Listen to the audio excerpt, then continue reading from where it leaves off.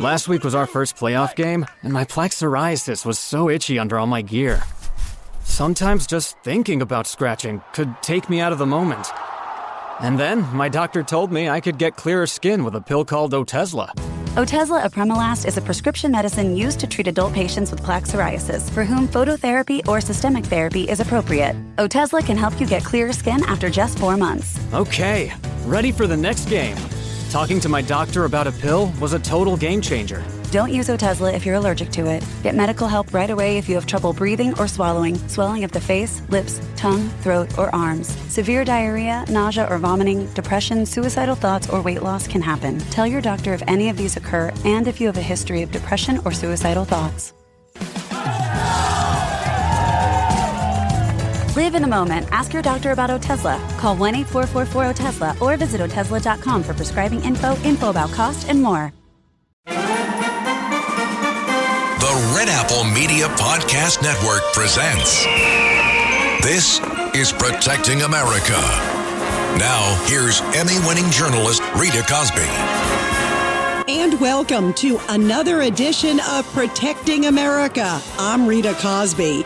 In just a 2-month span, now a second assassination attempt against former President Donald Trump. This one at his golf course in Florida, and the would-be assassin, a convicted felon with numerous run-ins with the law.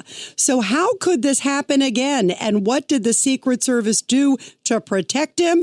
And where did they fail? Joining us now to discuss all of these angles is Charles Marino, former Secret Service Special Agent and also former Homeland Security Department advisor. Charles, it is great to have you here. Hi, Rita. Thank you. You know, how could this happen yet again? And then also 2 months apart? Well, simply put, the Secret Service has not been providing the resources or creating the security plans to match the threat level. They have been providing just enough resources and planning according to the title, that of former president. And any time that you do that, you're going to have failures. You have got to provide the numbers of personnel and complex security plans to match this heightened threat level against the former president. It is that simple. The Secret Service has a protective methodology that works. 3 concentric rings of security, an inner perimeter, middle, and outer perimeter. But they have to be staffed accordingly, not just by Secret Service, but also state and local law enforcement. And just like Butler, Pennsylvania, here we are now talking about Palm Beach and this outer perimeter not being covered the way it needed to be. Are you astounded that they didn't apparently search that outer perimeter and the guy was on the fence line, according to some reports, as up to 12 hours? Well, I am, and here's why. Whether the visit to the golf course by former President Trump was on the record or off the record, it didn't matter because it's such a frequently visited location by the former president that they should have gone out and done a sweep of the perimeter before the former president ever got there. And they should have maintained the integrity of that fence line, especially while he was on those 3 holes, 4, 5, and 6, which were closest to the streets and that fence line. Yeah, you know, it's amazing because if you see that area, I've been to that golf course, Charles, so I know the course. And you look at it also, it is very close to the street. I mean, there are reports that paparazzi used to kind of peep through there if they wanted to get a shot of President Trump golfing. So it was known as an area. It's right there near the public street. To me, that's an obvious one. How could they miss that?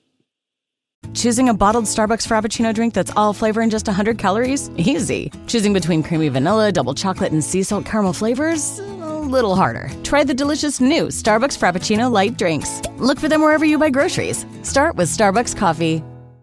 Plan on flying? It's time to upgrade to a real ID.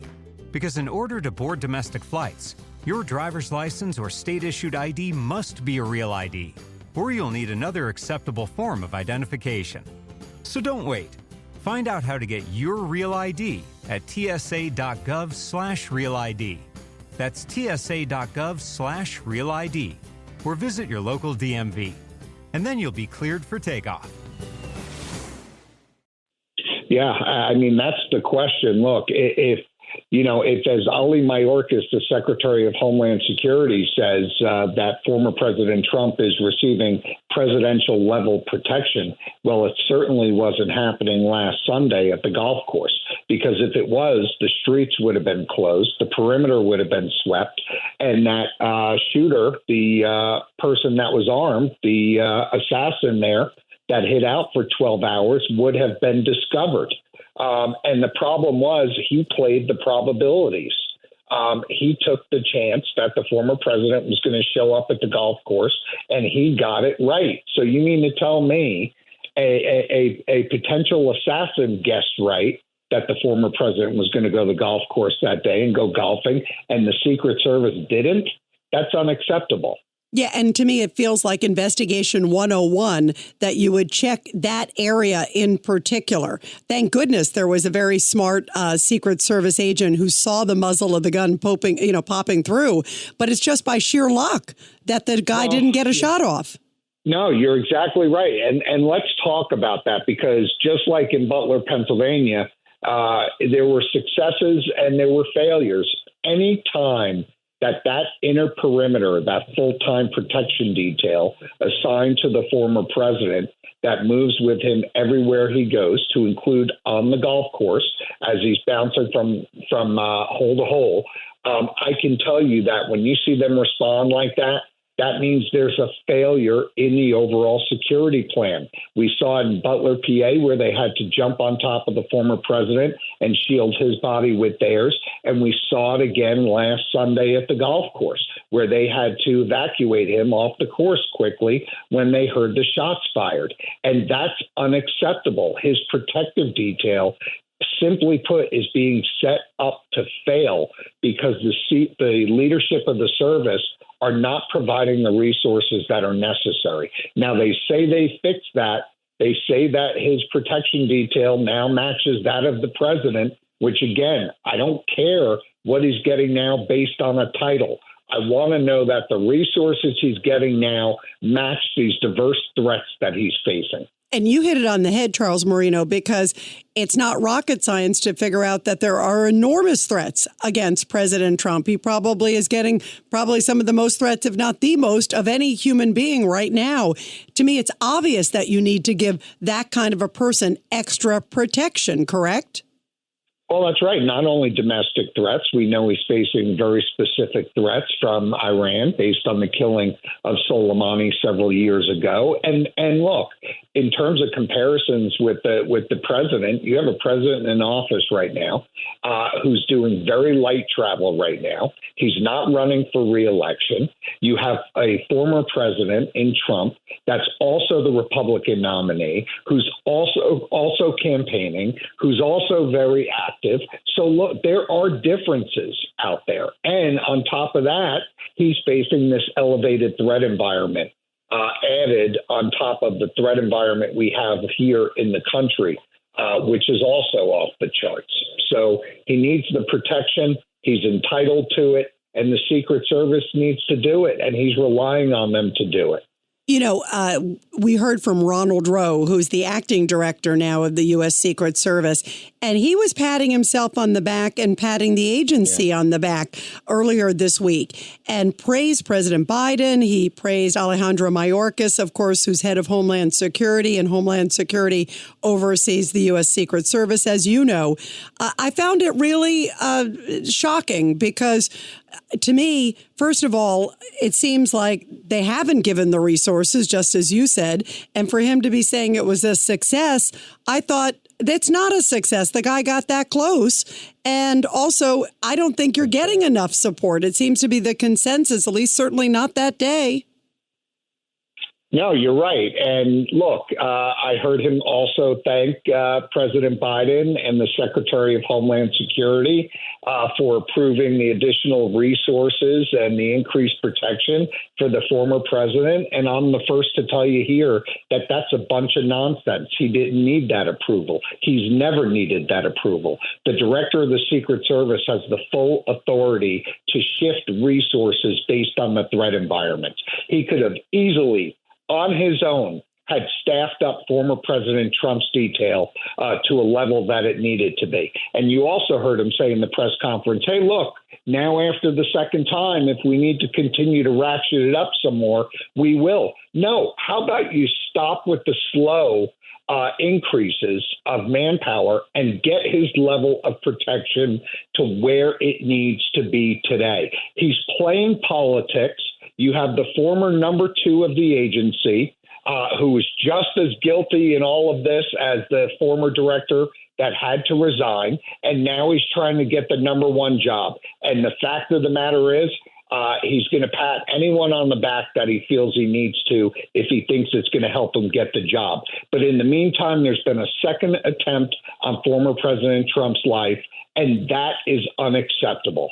You know, you hit it on the head because there are so many great men and women in the Secret Service, but it seems this new acting director is simply playing politics and placating as opposed to getting the job done and making sure that the former president is safe. Don't you agree? I do. And, you know, I feel bad for the men and women of the Secret Service because they're entitled to good leadership. They're entitled to know that the acting director now is utilizing the resources of the agency in the way that they need to be used. Nobody right now wants to hear about a counterfeit investigation. Nobody wants to hear about a credit card fraud investigation. They want to hear about the number 1 mission of the Secret Service, which is protection, and that it's being done right, not just for former president, but also for Vice President Harris and everybody else that they protect. This is a bipartisan issue. There's rightfully bipartisan outrage coming from Congress. And you know what? Right now, I don't think the acting director has made the case that he should be in the job today. Yeah, I agree. I think he is not capable and he's putting politics above people. Your thoughts? I agree. We see this often. We see it from the current administration where they put their politics over the national security of the country. And this acting director is putting his politics over the men and women of the Secret Service and the mission of the agency. And as a result, just like our national security strategy is failing, we're being invaded across the southwest border, the strategy in the Secret Service is failing because they're not doing the right thing. They're playing politics. He's not giving the resources that were needed for what reasons, I don't know, but they must be political. They must not want Trump to look too presidential, if you know what I mean, by having too much Secret Service around him. We know Ali Mayorkas has politicized the Secret Service. He denied RFK Jr. protection when he met all of the requirements to have Secret Service protection. He denied them over and over again. Of course, that decision was about politics. So what makes us think they haven't been playing politics with former President Trump's protection? Yeah, you hit it on the head because RFK Jr. had been pleading forever. He even had Charles Marino. He had break-ins in his home, armed break-ins in his home. He was repeatedly saying, I need security. I need security. He's a Kennedy, for goodness sake. We know the history, of course, of his uncle and his father. And yet it took the first assassination attempt against President Trump for RFK Jr. to finally get some Secret Service. I mean, what does that say to you? It tells me that there needs to be a clean sweep of leadership at the agency. And they need to get people in there that actually care about the agency, are competent and know what they're doing, and are going to make the right decisions because they're simply the right thing to do. That's what they need. There's been too many people there that are dug in deep in the bureaucracy. Their decisions are too bureaucratic, too political, and they need to go. So it's time for a clean sweep of the agency, and that's the only way it's going to be saved. You brought up that Democrats also, as well as Republicans, are feeling like the feds are sort of stonewalling information to them that's even on the first investigation. And they feel the Secret Service has not been as helpful in terms of giving details. What does that say to you? What's the holdup? Because, my goodness, right now is sort of, neon signs, alarm bells going off in every direction. We're in the final stretch towards Election Day. There are so many threats, as you just talked about, between the border and, foreign countries and so many different things going on. Of all times, we need to get it right and get it right immediately. You can't wait X months and to fill a report out. No, that's right. And I've always pushed and said that there's no reason why this investigation of Butler, Pennsylvania, and that attempted assassination shouldn't move quickly. And what I'm worried about now is because it hasn't, because there's been a lack of transparency, because you've got 5 independent investigations going on in that one incident, you now have another incident, a new investigation starting up, that they're all going to start to just basically blend into one into the other. And they're just going to drag on and drag on. And you know what? The American public deserve answers. They need to know that people that are running for the highest elected office in the country are going to be kept safe. Yeah. And right now, public confidence in the Secret Service is at an all-time low. That's a bad place for them to be in. And one last thing, Rita, is now after 2 assassination attempts, the perception out there that makes the men and women's jobs even harder in the agency is the perception right now is it's pretty easy to get close to the former president with a high-powered weapon. And when something appears to be easy, everyone wants to try it. That's a scary place to be for the former president, for America, for everybody. I agree with you. You want our enemies to say, no way are we going to try to get near that person. You want these sort of crazy individuals also to feel like they cannot get access, that they have to fear the protection around that person. And you're right. The residual effect is damning, right? It is. And what's happened is they've lost all deterrence. When I used to work, whether it was I was assigned to the president or the vice president, whoever I was with, I wanted somebody to look at me, see me there and say, not today. I'm not going to try this today because that guy's going to rip my head off. That's deterrence. That's what they've lost. There was nothing on the other side of that fence where this guy said, you know what, maybe I shouldn't attempt to sit here for 12 hours in advance or early that morning before the former president got there where he was uncovered. And so they've got to reinstitute this sense of deterrence where they say, not today, nothing's happening today. And they've got a long way to go. What are some of the unanswered questions you have about this guy and the latest one, this Ryan Routh? He had so many run-ins with the law in North Carolina and also, with a weapon of mass destruction when he was, I think, opening fire with an assault rifle. There's a word he might have even had a bomb or something. This was 20 years ago. He's a convicted felon, obviously. How was he able, first of all, to travel all over the place? And also, apparently, I guess Homeland Security was reported about him, CIA, FBI, that a number of different people were concerned who ran into him in Ukraine, where he was trying to galvanize fighters from Afghanistan to come to Ukraine. There's a lot of questions about this guy. And maybe, is there something we're missing? Is there someone else maybe involved? Well, and that's a possibility, and there's a lot of questions. We know that he came to the attention previously of the FBI, came to the attention of local law enforcement. We don't know yet. We have not received information from the Secret Service about whether or not he was on their radar. We know, as you just said, he came to the attention of CBP and ICE when he came back from Ukraine for 3 months, recruiting people from Afghanistan and other places to fight in that war. And we haven't heard anything about the car. Whose car was it? What items have been found in the car after they executed the search warrant? Was there anything additional of protective interest? Were there additional weapons? Were there maps? And why did he go to the golf course that day? Did he play the probabilities, as I said earlier, and say, it's a Sunday, I think he's going to show up here today? Or did he have definitive information that, in fact, the former president was going to go to the golf course that day? So a lot more questions that need to be answered, and they need to be answered quickly, and I think they can.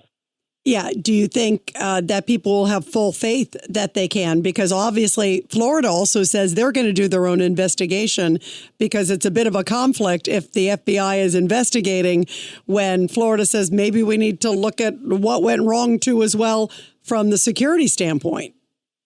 Yeah, and going back to Butler one more time, anytime you have an agency that has failed in their mission, as the Secret Service did in Butler and the failure in Palm Beach, why would you want that agency to investigate themselves, to say what went wrong? That just flies in the face of common sense.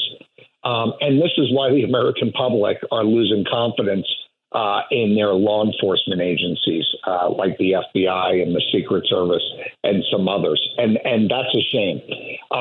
So, the FBI needs to wrap this up quickly. They need to speak to the American public about what they're finding. There should be daily updates in this case. You would have thought they had learned their lessons from Butler when they dropped the ball in the case of being transparent. But evidently they haven't. So there should be press conferences every single day saying, this is what was done today. We executed the search warrant on the car. Here's what was found, and here's what we think that means. Yeah, great point. You also brought up the car. I think it's interesting. It was a stolen plate, apparently. So whose car was it? Where did he get the stolen plate? How did this guy travel? We still don't know how he ended up in Florida. Apparently, he's from Hawaii, but was also originally from North Carolina. How was he flying back and forth to Ukraine if he didn't have a lot of money, too? Yeah, and how about the condition of the weapon that he dropped, this AK-47 type long gun that he dropped? Was there a round in the chamber?